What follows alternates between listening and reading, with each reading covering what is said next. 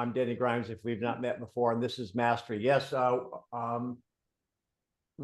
yeah, they are different personalities, different strokes for different folks. I'm a high D. I'm a little bit dogmatic in what I believe, and I believe I can, if you like my style, it'll help you get to the next level. And believe me, everything I do has sugar on it relative to not sugar. But everything it's sometimes, sellers need to hear the truth. You need to hear the truth. And I mean nothing in malice. Different degree of difficulty too. Like that one I would say is like kindergarten. This one I would say is more like graduate level.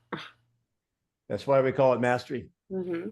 So it is the 13th already of June. And what we do here is we practice question-based listening, enhanced conversations. And Louise from, I didn't think, Louise Wise and Matthew Sharp. What a bunch of great names. And I have Denny Grimes. So anyway, Louise, let people know how they can participate if they're newbies. And let's dig in. Let's make you better today. Go ahead. Absolutely. Thank you. So it's so easy to participate. Kindly put your scenario in the chat. Identify who you're at the table with, because we're at the table today. What is your scenario? Are you with a seller, a buyer, an expired, or for sale by owner? And what is the objection you would like to handle? Is it a fee question? Is it a term question? Is it whatever? And then the level of difficulty that you would like to address. And first up is Daniel. Daniel is at the table with a buyer. Surprise him with a medium objection. All right, groovy. I'll do one with Daniel because he's in the Naples office and he needs a little sandpaper. Anyway, so that was very kind, wasn't it? That was kind, Robert. All right, ready? You're at the table with me, Robert. Daniel, go.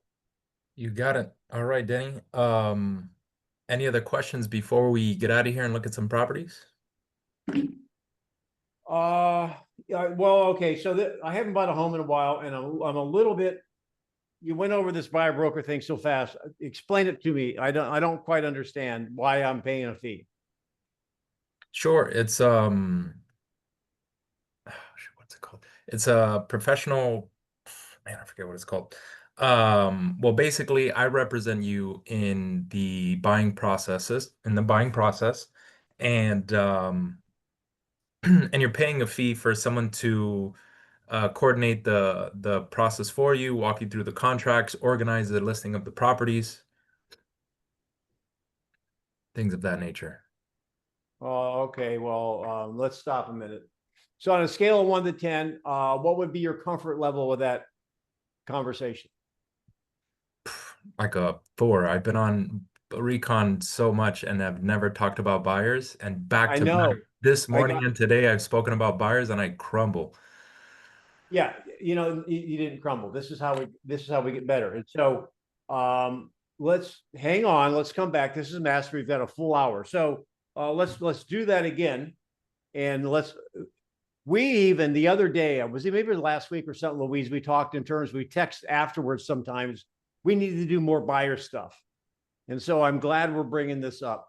So who's next that wants to do a buyer? And let's stay with the same objection. This is nothing to be afraid of. And by the way, is there a high possibility a buyer may ask you about compensation? Yes. Should we be prepared for it? Yes. So this is all good for everybody. All right. Who's next, Louise? And you take them down that road. That way I can take some notes and then we'll stay on it a couple of times so people get a little comfort. Okay. So the next step are for sale by owner or seller.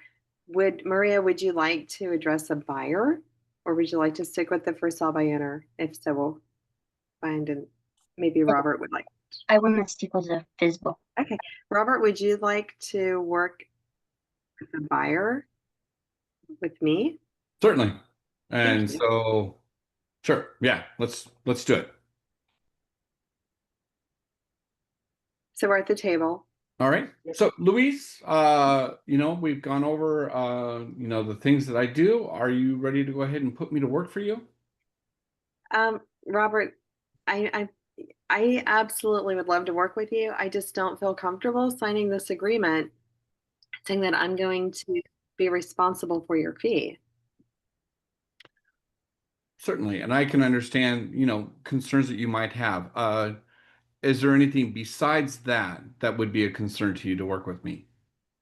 No, if I didn't have to sign the agreement, I would already be scheduling showings with you.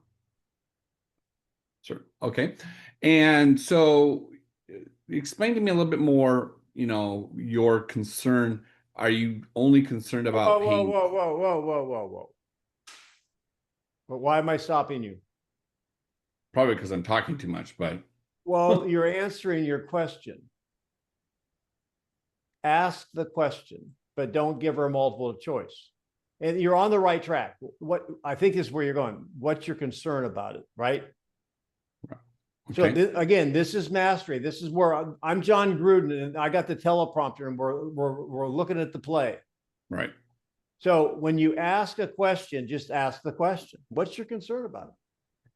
That's what I want. That's why I wanted you to stop. Now I trust I didn't like mess you up on your train Nope, of you're thought. fine. You're fine. Louise, you got the ball. So Robert, I know that we're required to sign this form now because of the change that happened last year, but I'm not comfortable feeling or being responsible for your fee.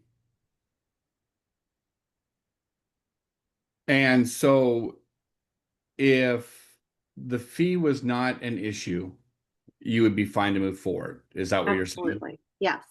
The kind of like the way it was before we had to sign the forms.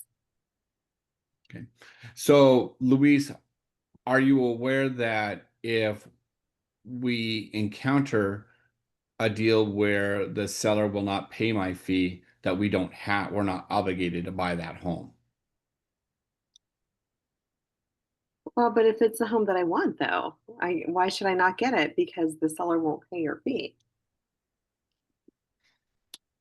And would you be willing to handle it in a different sort of negotiation, whether or not it be a price adjustment to what we offer on the home to offset the fee?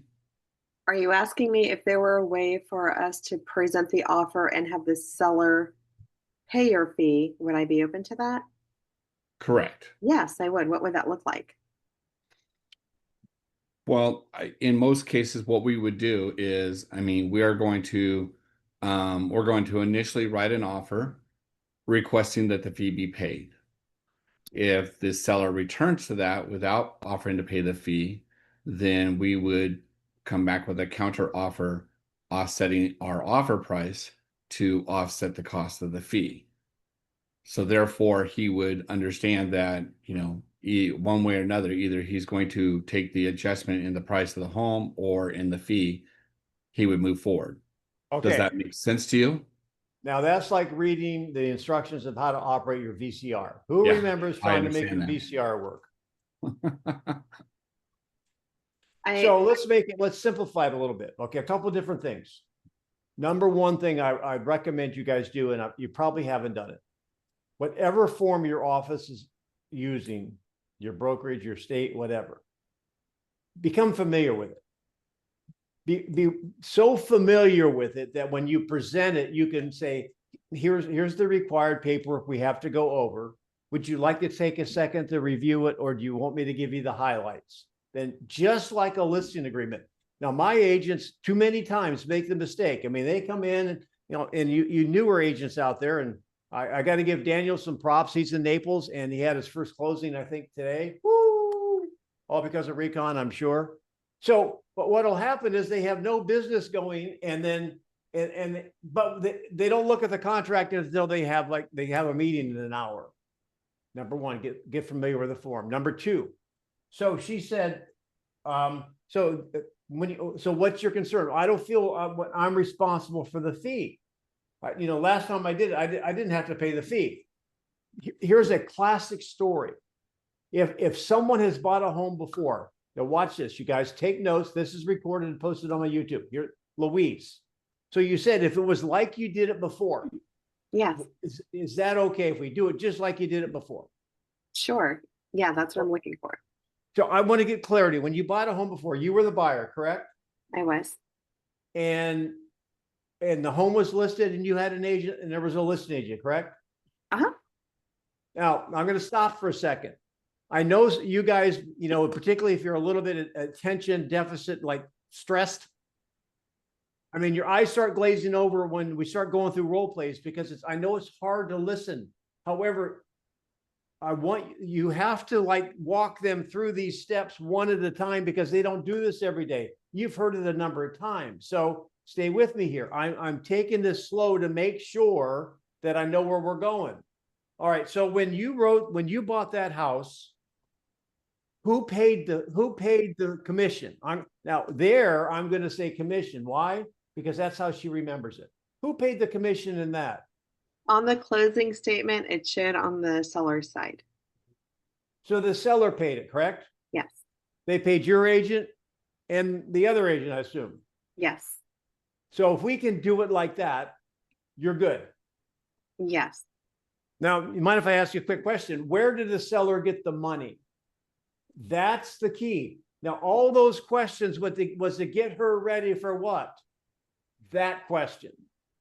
I could have asked her that right off the bat, but can you see how it might have been laid a little bit too early? Anybody here from Ohio or the Midwest? There's a card game up there that is spelled weird. It's called euchre. Anybody ever play euchre? Euchre is a game where you got bowers, blah, blah, blah. We played it in college all the time. In card games, you got to lay your cards strategically. The same thing that what we're talking about here in mastery is the sequence of the questions. I'm going to stop. What are you hearing me say?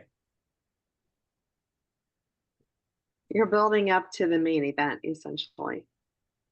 Let me hear. All right, thank you. Slow down. Jesse, what? Slow down and explain things one at a time and ask questions for comprehension. Right. So, for example, Maria did a role play at Rincon, and you'll remember this. And I kind of said, well, you need to slow down a little bit. You need to build that up. All right. So that's the technique we're working on here. So if we're waxing on, waxing off, that's the technique. And so who paid? It said on the closing statement, the seller paid it. Now here's the question: who brought the money? The buyer. I see where you're going with this. Yeah, but Denny, the difference is I got a mortgage for my purchase amount. If I had to pay that amount on my side, that would be extra money out of my pocket. Totally understand that. But you said if we can duplicate that process here where the seller is paying it, but you're bringing the money, does it matter? If it doesn't have an impact on my cash flow, no. All right, Daniel, John, or Robert, does that concept make sense to you? Yeah. Who always is paying the commission?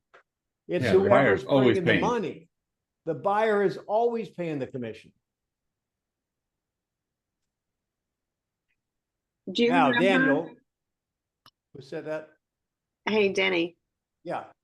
way back, we talked about the seller offering low to no incentives, and you gave us 4 bullets. I posted those in the chat. Well, all right, great. I was looking for that slide. We'll get to that in a minute. I think is there 4 or 5, but anyway, we'll get to that in a second. Because I think Maria wants to do a by owner, but Daniel, you want to go back? I want to go back to you. All right, so now you are with me again. All right, now you've heard it done once. Let's see if we can duplicate that. I don't want to pay the fee, Daniel. Okay. And you mentioned that you didn't have to pay. You wanted it to be just like you last time when you purchased the house. Is that correct? Yeah, I bought a home about 4 or 5 years ago, and I just showed up with my money, and I didn't pay any commission. Okay. And do you mind if we duplicate that scenario? See, that's great. Now, notice he's slowing down. He's making me. I'm walking into his trap. Yeah, that's the way I want to do it. Okay. So last scenario, you were represented by a realtor, were you not? Yep. And the seller as well? The seller had an agent. I don't remember who they were. Okay, that's all right. And then who paid the commission on that purchase? I'm going to give you a real life answer. I don't know, but it wasn't me. Okay.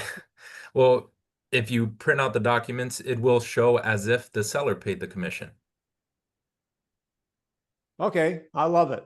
I Okay, so love that. what I'm leading up to is how do you think he got the money to pay for that commission? That's a different question than I just asked. It's similar, but I don't think it's strong. Who brought the money?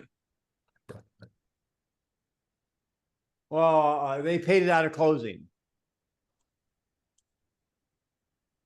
But who brought the money? Well, although I used my down payment in the bank, it was the bank. Mm-hmm. And who did the bank get the money from? Their vault. Trust me, that money was under your name, so Alright, you yeah, brought the money. So you get it, right? Mhm. How do you then? All right. Well, I guess you're right. Then how do you put a bow on it? So you brought the money last time, and that's exactly what will happen this time.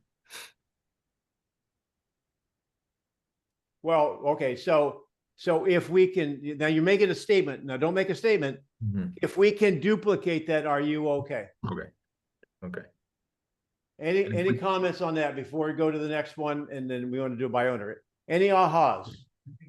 That's not the only way to handle it, but that's probably one of the better ways to handle it. Step at a time, small agreements. Say it again. A step at a time, small agreements. Yes. Yes. Would you explain that sellers in many cases are still paying the commission because it's a benefit to them, and we can find that out before we look at the property? That's when we would go through the different scenarios that could potentially happen, right? And that would be one of the, We could get into that, Jesse, in a moment. We're gonna flop over to Maria wants to deal with a buy owner at the table. Then we'll come back into that, okay? Maria, you've got Louise at the table as a unassisted seller. You ready? I had a specific question about Sure. so the for sale by owner, you go through the presentation and they say, so you're just going to put the sign in the yard, house and MLS, and you're just gonna sit and wait for an offer to come in. So what else are you doing other than that? And my point is, every agent is going to do that, but most of our job starts after we go under contract. So I struggle with that. yeah, Maria, why should I hire you when I can just pay a flat fee to get the property on the MLS? I mean, if it's just visibility on the MLS and that will bring the buyer, I can just pay a few $100 and get that done and save thousands on the fee. Right, Louise. And what is the reason, since you're a for sale by owner and you've been doing it yourself, what's prompting you to try an agent now? Oh, like why are you here? Why so you've been selling it on your own, and why are you interviewing agents? Why are you giving them a chance if you were confident that you could do it yourself? Well, we have to get to Timbuktu yesterday. Our time is running out, and I thought it would sell by now, but it hasn't. Mm-hmm. And what are you expecting from an agent? I guess the better question is, why should I hire you versus the other agents that have called? Because I get more calls from agents than I do from potential buyers. How are you going to determine which agent you're going to hire? Which criteria are you going to look for? That's a good question because I am getting a lot of calls from agents. Well, I'm looking for someone who can basically guarantee that we can get the house sold quickly because time is of the essence for my family right now. Mm-hmm. And is there anything else? Well, there are other things, but that's the big number one item on my list. Mm-hmm. And if I could show you how we could get your home sold within your time frame, would you move forward with me today? Well, you're at the table, so you must have shown her something.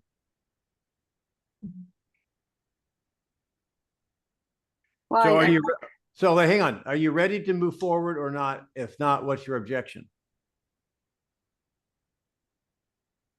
I really basically need a guarantee that it can get sold.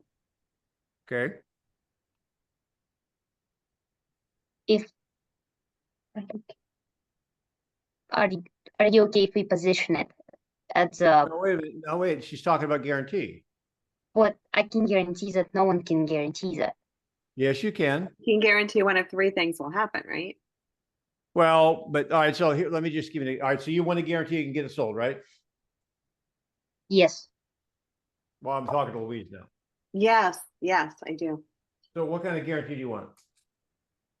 Well, Denny, truth be told, the property is scheduled for a foreclosure auction the end of the month or the end of next month. So we need to get it sold ASAP or we're going to lose the little bit of equity we have in it.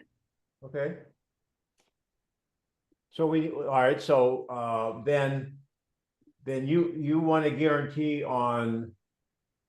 Well, let me ask. You want a guarantee on how fast we get it sold, or for how much? If you can tell me you can sell it in the shortest amount of time for the most money, I will sign ASAP. Well, I guess. All right. So if you had to choose fast or for more, which one would it be? Now, again, I'm not walking down the road. If somebody wants it fast and for the most, that's a hard trick. Y'all get it, right? So I'm getting clarity, and this is an unusual situation. I mean, it's in our market anyway, but it can happen and it will happen more. So we have to have it sold by the end of next month, correct? Yes, it's a condo. There are not people knocking doors down to get to condos, and I have to sell it. My preference is to sell it. I don't want to damage my credit anymore. I got it. So at what number what is your fail safe number? Now, do you all know what fail safe means? Anybody? Fail safe means your bottom line. Like that's your, there used to be a movie out there years ago called Fail Safe. But so what is your bottom line number? X is the bare bones number. Give me a number, please. Oh, we need a 380. No, 308. Okay. Now, all right. So before we go any further, so far, are you? I will. Here, I'm going to trial close. So we can sit I mean, we're sitting together anyway. You mind if I share with you a strategy that we would use to get you out before the end of the month? Would that be okay? Yes. So your 308, is that your payoff? 300, well, like 270, 280 is our payoff, and we're thinking of the fee that we need to pay the agents. Okay. Now I'm going to stop. If you're at that point in the conversation, just talk. What steps would you be going through to figure out? Because you know what, you can guarantee it can be sold. How? Give me a scenario how you can guarantee it can be sold inside that time frame. Because I would be Not you, not you, Louise. Stop. Cash investor comes in and buys it. All right, what does that mean? They could pay off the equity or catch it up for them. There's no guarantee you can get a cash investor to come in and buy it. That's not enough Well, information. I mean, I have mine that I would call. I know they would do that, but How can you guarantee 100% of the time that you can get it sold? Pricing. Half. Pricing. If you're priced lower than everything else in the market. Yeah, if you price it at $1, you can get it sold. Mhm. If you cut the price in half, I want you to be on that plane. Remember, price trumps everything. All of our listings can sell inside of a week. Every one you take can sell inside of, I'm not saying they should, but they can. In fact, all of them can sell certainly within the average time on the market. But they don't. Why don't they? Overpriced. Because we don't control the one thing that matters, the positioning. All right, so now you're sitting at the table with Louise. And some of you haven't had to work with foreclosures, but there's certain issues you need to be thinking about. So somebody just tell me what would be going through your mind right now to help Louise in this situation. She is ripe for the picking, because she's motivated.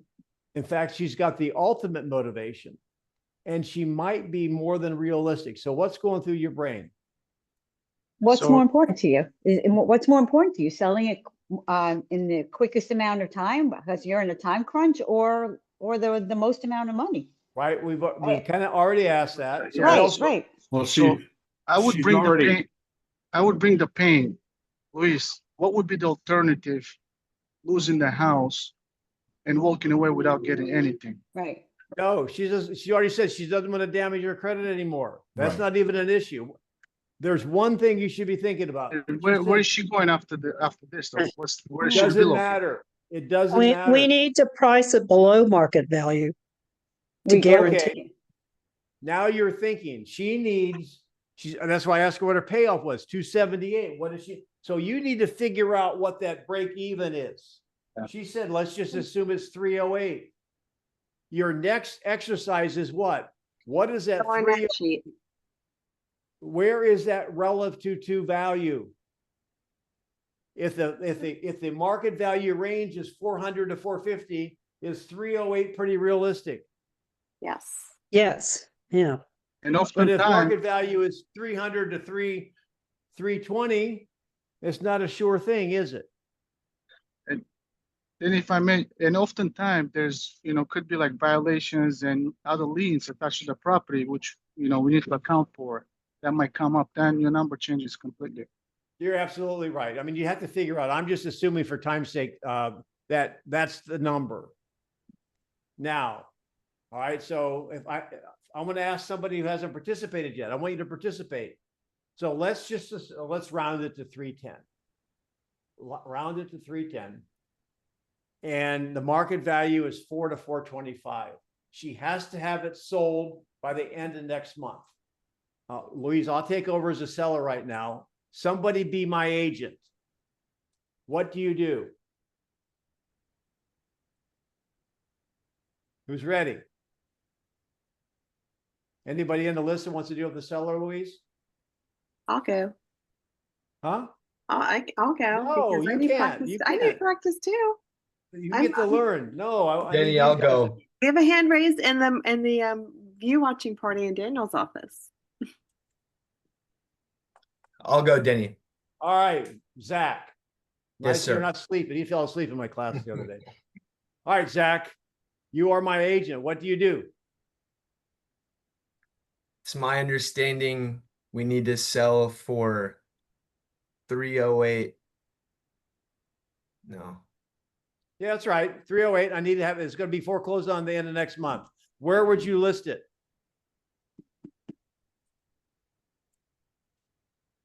Uh, All right, Louise, you do it. ready? It's all right. Zach, we'll come back to you. Louise, you ready? okay. Yeah, no Yes. takers. Where would you list it, Louise? So are we playing the scenario where this is a reasonable price or it's within the range of what's on the market? The We market need to range know is 4 to 425. Okay, 4 to 425. So Denny, the range of homes selling or comparable properties selling is between 4 and 425. And your goal is to sell it quickly, right? I have to sell it before the end of next month. Okay. And protect your credit as much as you can. So Denny, when we put a property on the market, one of three things is going to happen. And I'm going to show you the sheet and we're going to go through it. Denny, where do you feel we should be positioned so that you can attract the most fish to the bait? Listen, I can't even think straight. I mean, I'm worried about not getting my home sold on time. So I need your help. So I feel like you're out of role play. I feel like you're putting me in a trap because you've coached us not to reveal a number. Oh, but we can reveal a range. Hey, Denny, how would you feel if we positioned it? How would you feel about a range of 350 to 375? Or 325 to 375? Well, I mean, can you guarantee it'll be sold by the end of next month? And I'm going to get back into I guarantee you one of three things will happen, right? No, I need a guarantee.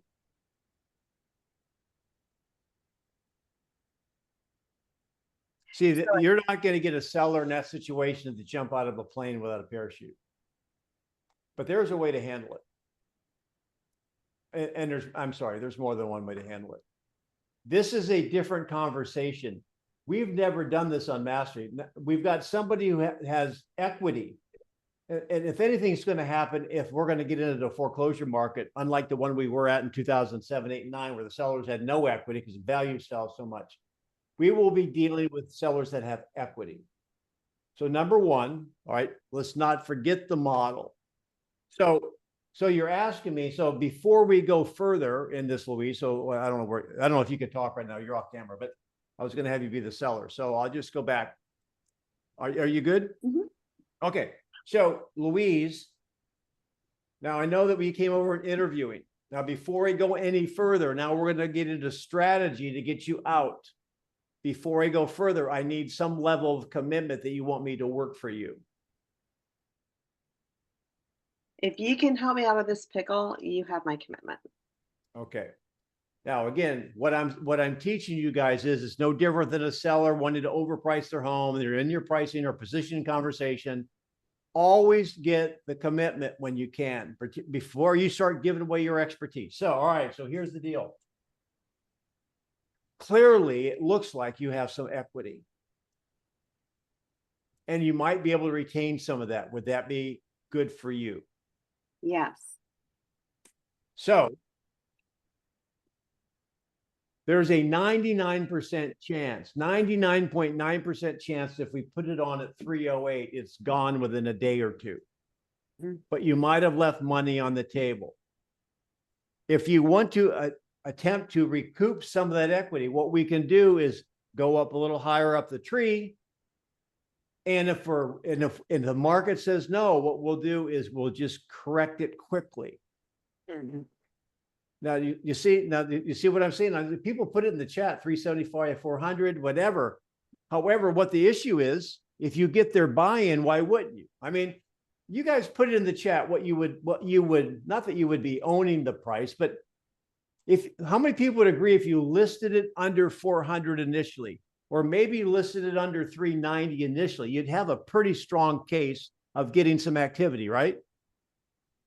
And then if you're wrong, what are you going to do? You're going to bring it down quickly, because you could always bring it down unless the market is, you're totally wrong, the 308, and you would probably buy it. What do you think of that, you guys? Any comments on that?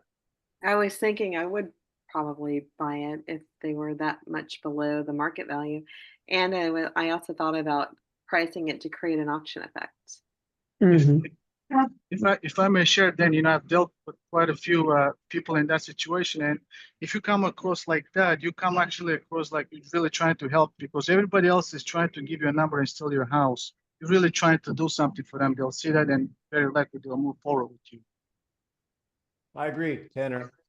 Polina, your hand's up. Is there a question or you a role play? I was gonna say, could you share with them the two pains that the seller might be experiencing, and then they can choose the ones that they want to get rid of? Yeah, I can. Can you? Can what? Well, you're talking about the which is the greater pain? Yes. Yeah, I know what the greater pain is. Do you? Yes. What's the greater pain? Of sitting on the market and you possibly going into foreclosure. Wait, all right. So then how would you ask the question? So this is mastery, and you always have this always have this available if you want it. Which is the greater pain? What's the pain number one, Polina? The pain number one is pain of certainty that if you position the home below market value or below all of the comparables, you potentially will receive more traction and potentially will receive an offer. However, the market will still respond if they accept your price or not. Now, this is a comment where you want to shorten it. All right. So, I mean, which pain is greater? Putting it on the market at a low number and selling it quick, and you leave money on the table. See, that was like in one breath. What's the other side of the greater pain? Is pricing it too high and waiting for the market to accept it. No, almost. You price it too high because you're greedy, you want more equity, and you miss the deadline. You see? Mhm. That's the duality of it. And that's a great pickup, Paulina. And what we want to do, and that we're talking about mastery, and I know people think I'm mean. No, I'm not mean. The issue is what I want you to do is when you can start saying it in fewer words, you'll be able to communicate better. But write down your notes, your study. What is the greater pain? For example, I mean, there's all kinds of examples. Your wife would like to go out. It's Friday night. She'd like to go out to Applebee's. And oh no, honey, I'd rather have a TV dinner. Then you have to go through the greater pain. Like, okay, so what's the greater pain, honey? I mean, us staying home and then having TV dinners, and then you sleeping on the couch, or you taking me to Applebee's, right? So there's greater pain in all kinds of. Daniel, you have no earthly idea what a TV dinner is. Okay, who's next?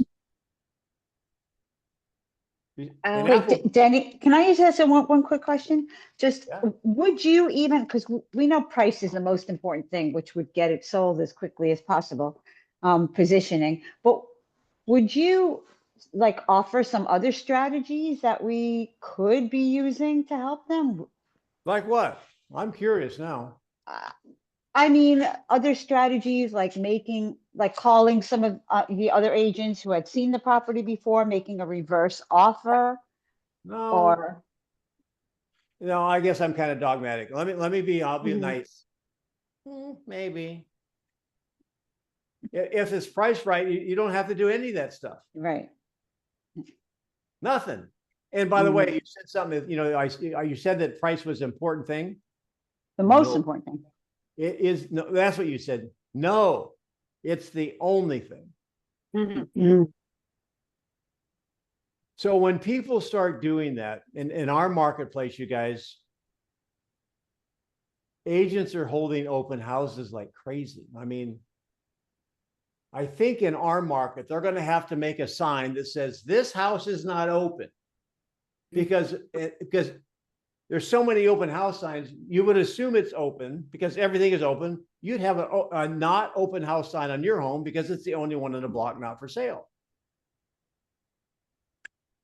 Like It the was funny. builder models I don't. that I was do funny. I that. don't care who you are. Who's next, Louise? Oh, Jesse, seller, many showings, no offers. And he Perfect. has repositioned it twice. That's perfect. All right, you can be that seller, Louise. So Louise, we've been on the market since February. We had that offer right away and we repositioned twice. We've had 4 showings since we repositioned last week. What are your thoughts about what we need to do next? Please don't ask me to lower the price again. We've already done it. Like what's going on? What can you do to bring more buyers or to bring offers? That's a good question, and we've had 3 offers. In my data I send every week, it still says we're sitting about 2.7 months of inventory. Nevertheless, no matter what the market's doing, on paper, our individual experience with this property is really the greatest factor for us to consider. Wait a minute. That was a lot of words. Word Yeah. salad. Yeah. Anybody else think it was a word salad? I put a little blue cheese on that. How about you? Yeah, I didn't understand. Jesse, can I ask you to remind me of my motivation? So you're a serial investor. You've listed multiple properties with me, and you said that you like investing just to give you something to do, because you make a lot of money on your job with Wells Fargo. Why is selling this property important to you? It used to be your rental. Well, as you know, Jesse, I am a savvy investor. I would say savvy, not serial. I am a savvy investor, and I want to roll the money out of this property and purchase a new development that has a better Okay. cap rate. So what is the greater pain, Louise? Is it repositioning the price down, getting your cash out so you can buy in that new development, or is it continuing to sit on the market, multiple showings and no offers? Well, as long as the other properties are gonna be in the new development, I really wanna try to get this offer. But do you think it's reasonable? Or do you think that it's possible the other properties development might sell out? And I'll miss that. Those are good questions, and I can definitely give you data on the development. Hang on. That was I a promise In a you, day or most, two. hang on, Jess. I promise you, most people do not want data. Don't go there unless you know they like data. He's an IT guy. But The issue is this. What is the issue? She is stubborn on her price, and she's buying another home. So automatically she wants to wait for the market to come up to her number so she can sell high and buy high. She just raised the issue that what if those homes aren't available anymore? There's the fear of loss. that was So my let's just screen. go back. Let's go back and have a direct conversation with her. The market's saying no. Louise, what do you want me to do?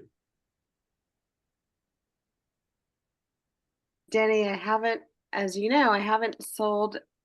I've always sold for a certain price or more, and I've always been pretty proud of that. This is going to fall short of it. Okay. And when was the last time you sold a home? You said always. When's the last time? Well, you sold some for us at the end of last year, right? We liquidated a couple and rolled them into another project. Got it. So the issue is that would be great if it, but the market is saying no. So let me ask you, you're going to that new community. What if you found a house over there you liked, but clearly it was overpriced relative to all the other homes? You could buy other homes cheaper, the same model, the Danbury, with the bird bath. Now, what could that salesman say to you to make you buy the house that's more expensive than the other ones? I obviously wouldn't buy that one. I'm sorry? I wouldn't buy it. Well, whatever words would work on you, I will use, and I'll use that on the buyer. Cap rate. Talk to me about cap rate. I just talked about that. Like I I'm said, not going the to talk about cap rate construction. on this call because I'll lose. I only have 2 people on it. Oh, So so your it seems home, like I'm going to have a better profit on the property in the new development each month than I will on the current one I'm trying to sell. so what is your cap rate on this home we're selling that has nobody in it? It's a good point. Now, guys, when you start dealing with an investor, That was good. That was a reality question. That was a really That was amazing, Denny. That was amazing. I'm going to write that one down. still got it. Still got it. But here's the issue, guys. In a lot, and I'm talking to the newer agents on here, the Daniels, the Zachs of the world. When you have an investor and they call you and say they're an investor, run. Because most likely they are not. They've watched one episode of HGTV and they want to go buy a home at an unrealistic number and they will waste your time doing it. You will learn the market because you'll show them every friggin' house that is for sale and they'll never buy one. Now I'm being a little bit tongue in cheek, but you veterans out there, will you please put something in the chat to support what I'm saying? There's no bigger waste of time than the proverbial investor. I won't even talk to them. It's the I investor. won't even deal with them. Debbie, I what get about calls. Huh? the ones that say, I just show me a good deal? Like, what does a good deal look like to you? Well, a good deal. Yeah, I'll put you on my investor list. And I'll give you the best I just say comeback. click. Yeah. If you're looking for a great deal, I'll have to find 2 of them. And I Denny, know, let's go buy one. Wait a minute. Sometimes you make a statement for them to what? Respond. Well, what do you mean? Well, I'm buying the first one. Does that make sense, you guys? yeah, Okay, they're Amanda, serious. thanks for being on. I don't know. You must be playing Candy Crush. You're laughing a lot. Who's next? Well, Are we I'm having looking fun? up who's next. Diana wanted to say something. Diana, what was your comment going to be? Sorry, I'm a newer agent and I just wanted to speak to the truth of that. I had a guy that literally almost word for word said what Denny said. He's like, hey, I'm looking for a great deal, blah, blah, blah. So I'm going crazy, like trying to find this magical great deal. And you're right. I learned a ton about the market, a ton, but no sale at the end of the day. Diana, did he ever tell you what his definition of a great deal is? He did, but it was still kind of ambiguous, you know, to that point. It was like literally this magical property that, of course, I never was able to find. No, if you can find a unicorn, you buy it, okay? Yeah. All right, come on, let's move forward. Who's up? Helena who said wants to get same top? scenario. Who? Helena? I guess Oh, I have Maria's scenario, but so let's say it's a seller, but he's interviewing multiple agents and he's asking you, what are you going to do for your commission specifically? Because I'm going to find out who does the most for their commission and I'm going to go with that person. okay. So you want me to be the agent? Sure. All right. So I didn't hear everything. So you're interviewing other agents. You're asking me what I'm going to do for my fee. And what was the last thing you said? Yep, just what you're going to do for your fee. I understand you're going to take pictures of my home, put it on the market, put a sign in the yard, and wait for it to sell. Okay. So then how everyone's going to say that. So who are you going to hire? Well, I'm guessing you're going to have open houses, right? Is that something that's important to you? Well, sure. I want the most exposure. All right. Well, can we cut to now? If someone's direct like that, they're playing into my court. I love that. I love coming into a home. They got a list of 85 questions they want to ask. All right. So can we be just kind of quit beating around the bush? Can I be direct with you? Yes. You have all these things you want. What do you really want?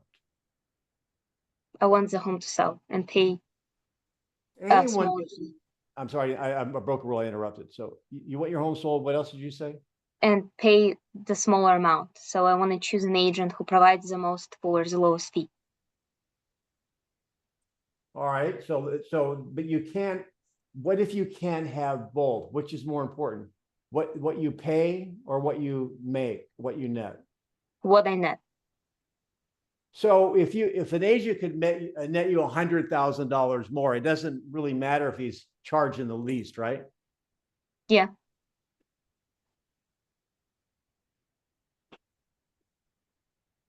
Did you hear me? Yes, I said yes. Okay.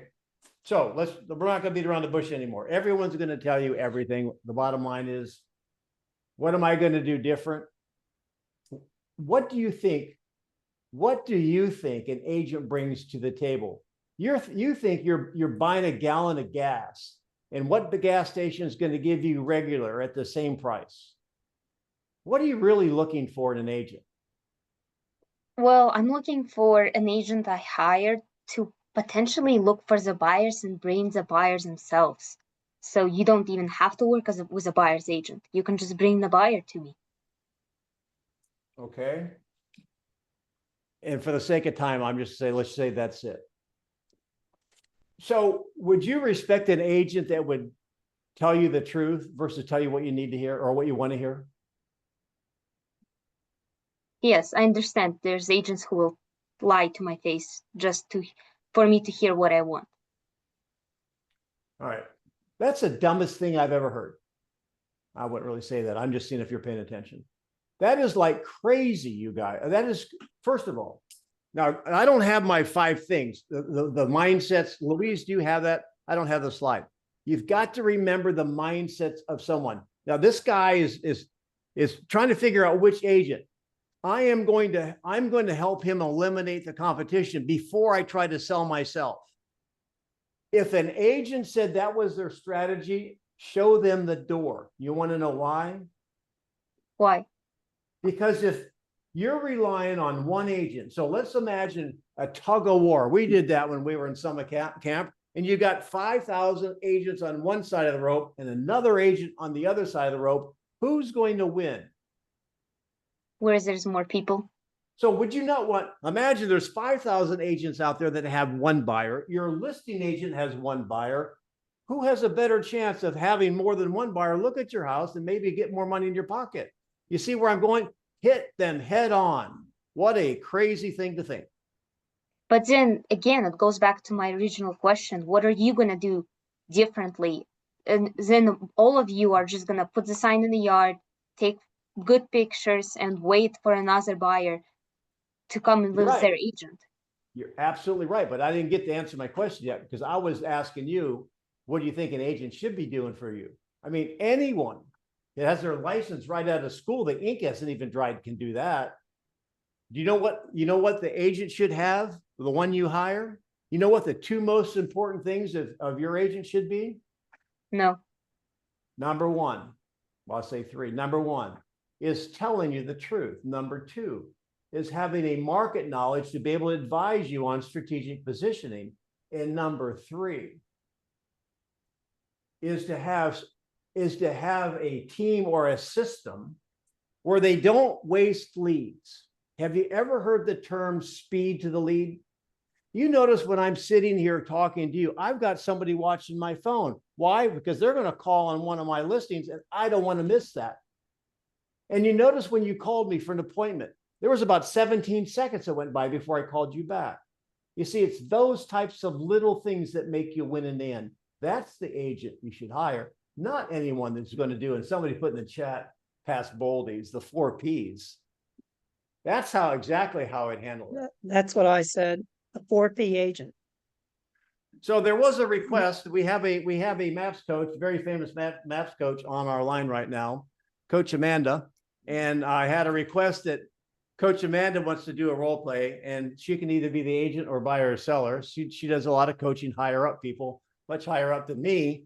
So I think your mom was putting you up to that. So Coach Dahl, that is so cool of you to raise your hand. How many people want to hear? Come off mute. Let's go, Amanda, Coach. yes, we want to hear her. Yeah, we want to Glover, hear. Glover, lover, Amanda, come on. Yes, not maps, Glover you. So Oh, that's right, Glover. That's okay. That's okay. Cool. All right. So one of the things that I'm happy to be the agent. And as let me say this, as I'm listening to you all chat about the conversations you're having, it's apparent to me. And before I say this, do I have permission to speak the truth? As long as Absolutely. you're not putting me down, you're okay. No, you're amazing. Come on. What's apparent in these conversations is that we are not setting the correct expectations. In your conversation, I believe it was Helena, if I'm sitting across the table from a seller and right out of the gate, they're asking me what I'm going to do differently, I'm politely going to say, you know what, Helena, that's a fantastic question. And we will absolutely get to that in this presentation. But right now, here's what we're going to talk about, because the seller is not going to derail me from the way I'm going to lay out what I'm going to do for them to get their home sold. So that's the first thing. I think too often we walk into these conversations and people will ask us, well, can we just cut right to the commission? Or we really just want to know what you're going to charge? That's a fantastic question. And it's very valid. And we will discuss that in a moment. But right now, what we're talking about is the pricing strategy for your house. Or right now, what we're talking about is my comprehensive marketing strategy. You're not going to derail me. And that's what happens a lot with you all, is you get derailed and think you have to answer the question immediately, and you don't. You can acknowledge it, jot it down, and then continue on with your presentation. So that's the first thing. And then the second thing is setting expectations. I'll tell you, Denny, one of my favorite things to do to start off with in a conversation is essentially this. You know, Denny, thanks so much for having me out. I really appreciate it. And I'm so looking forward to helping you get your home sold for the most amount of money that we can in today's market in the least amount of time, because that's what you want, isn't it? Okay. Awesome. And so I'm going to be really honest with you, Denny, today. One of 3 things can happen. Number one, you could like everything that I have to say. You could like my strategy. You could like my marketing. You could like my pricing. And you decide to work with me. And that would be wonderful. Number 2, you could not like what I have to say. You could not like my pricing strategy or my marketing campaign and choose not to work with me. And that would be okay too. Or number 3, I could hear what you have to say and identify that I'm not going to be able to help you get to your goals with the amount of money that you want to put in your pocket and the amount of time that you want. And for that reason, I may choose not to take your listing. And like I said, any one of those three things would be perfectly okay. When you set expectations like that, you're having a conversation head on with an individual, which is how you should. So many of you walk into these listing appointments thinking they're interviewing you, you're interviewing them just the same. And what's interesting about that script is when you lay it on the table like that, 9 times out of 10, they're going to go, oh, wait, but what do you mean you wouldn't want to take my listing?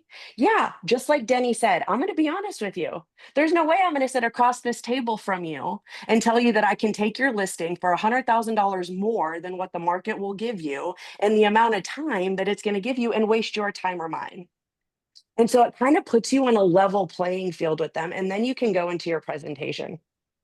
So I don't know if that's what you were expecting, Denny, but that's what I'm teaching my agents and my coaching clients right now. Walking in and setting the expectation. Well, I love let's give her kind of thumbs up or whatever. That's awesome. And you know, and the Glover, Jeff Glover, she works for Glover. I know that Louise is a Gloverite, and it's making me think a little bit. And we don't talk a lot about the presentation. We were actually skipping all of that most of the time in mastery and dealing with some of the physics of real estate and the objections. But this is a good reminder of basically how you should have the presentation, set the expectations, have the level playing field, have a little bit of a takeaway versus just like, hey, look, I'll be obedient to you, I'll wash your car and, and I'll, babysit your kids. So why don't we tell you what we'll do one more time. Why don't we give coach, let's give Amanda maybe an objection at the table. And let's just see her in action. So who would like to give Amanda an objection in a mastery sort of way? She may or may not, I'm sure she'll handle it. Maybe not how we would do it, but there's more than one way to swing a golf club. So who's ready? Anybody in the chat? And I'll just let the coach take over. Can I ask? Yeah, go ahead. So Amanda, what are you going to do differently? Why should I hire you and not someone else? I'm going to go right back to what Denny said earlier. First and foremost, you would already know what I'm going to do for you because I would have already gone through my marketing strategy, my pricing strategy, shown you the CMAs and why we look at them. So that would not typically be a question that I would get, but I would go right back to that. That's such a fantastic question. And I'm curious, I didn't see the name. Was it who spoke up? Maria? Maria, yes. Yeah, I'm curious, Maria, what's more important to you? Is it the amount of money or I'm sorry, what was the objection? I don't know why I thought you said commission. What's your value proposition, basically? Let's say you, like you said, you went through your presentation, and let's say I've already heard it from someone else, and that other person is charging less. So I'm going to say, why should I hire you if that same person is giving the same proposition, but they're charging less? Yeah, okay, so this is a commission question. So I'm curious, Maria, what's more important to you? The fee that you pay or what you net to your bottom line? The same thing Denny gave you. Both are important. The fee that you pay and what you net to, that doesn't make sense. Well, they wouldn't both be important. They're both correlated, right? Well, no, not necessarily. Well, let's say the bottom number. The bottom number is more important. Exactly. So exactly what Denny said.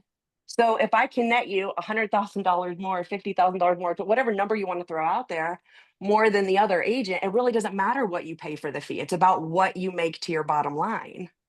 So whether my fee's X percent or 7% or 10% or 20%, it doesn't matter, because as long as we're getting you the number that you want to your bottom line, it doesn't matter. So can you promise me that you will net me more? Well, no, I don't have a crystal ball. And anyone that would sit across the table from you and promise you anything is somebody that I would run in the opposite direction from, because nobody knows what the market's going to do. Nobody has a crystal ball and can tell you.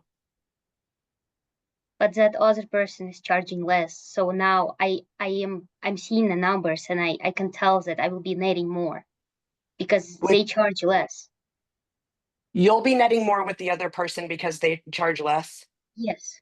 Okay, so Maria, do you remember when we first started this conversation and I told you one of 3 things could happen today?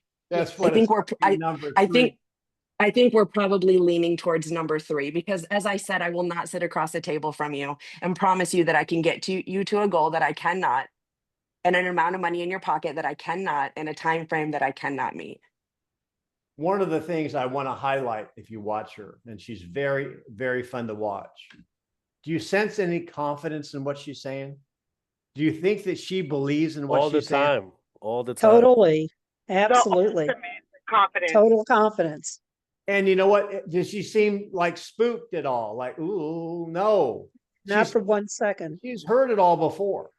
You guys, we can study, we can predict 100% what a rational buyer or seller will say to us. We can't predict the outliers because they're not going to buy or sell anyway. And you can get to a point that you're just like that. And remember, when we're sitting there, if option 3 is out there, we're agnostic because we're not hiring crazy. By the way, here's for the new people only. Put in the, so see, if you're new, I don't know what that means. And we'll get ready to wrap it up after you share some ahas. There is a 4-letter word that you've got to learn in real estate. What is the 4-letter word in real estate? Don't say it, put it in the chat. Let's see who comes up with it. Got to be new. This will transform your business. Nice. That is 4 letters, but that's not it. There it is. No, not nope. Next. Next. And if you're hanging on to a client that's giving you fits, that only says one thing. You don't have a deep enough funnel. You know what? If you're dating Bubba and you really want to date like Rock Hudson, I'm dating myself. You know, I don't know, Tom Cruise. I don't know who to say. Then you need a bigger bench. So what did you guys learn today? Amanda, that was awesome. Thanks. What did you guys learn today? Let's give her some props, right?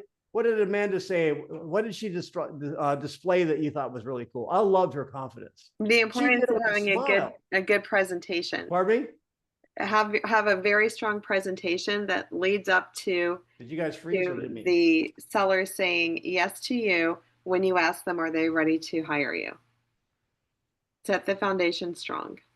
I liked her her setting the stage for before she does her presentation, the setting the expectation before. The fact of the matter is it's irons it down to the fact of that, you know, when we go through everything, are you going to be ready to move forward? Robert, that's the beginning of her presentation.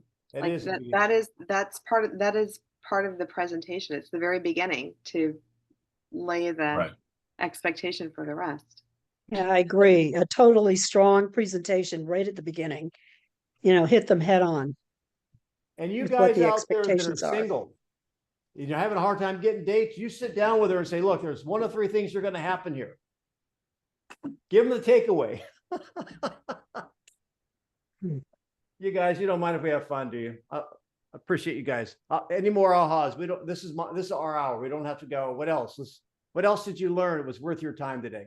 I had an aha with Coach Amanda. It's the confidence for me. I've heard you guys say this on the call before, like there's the 3 options, you know, you can hire me,